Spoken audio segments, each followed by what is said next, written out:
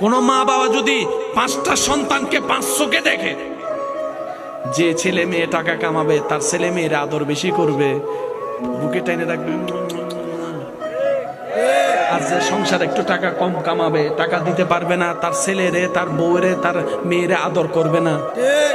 হাসরের ময়দানে ধরা আছে না নাই? এক ছেলের সম্পদ বাড়াই দিবে, আরেকজনের কমাই দিবে, ধরা আছে না নাই? কারণ আল্লাহ তাআলা সন্তানকে যেভাবে বলেছেন মা বাবার হকের কথা, মা বাবাদেরকেও বলেছেন সন্তানের হকের কথা। এটার নামে ইসলাম। চিৎকার দিয়ে বলেন সুবহানাল্লাহ।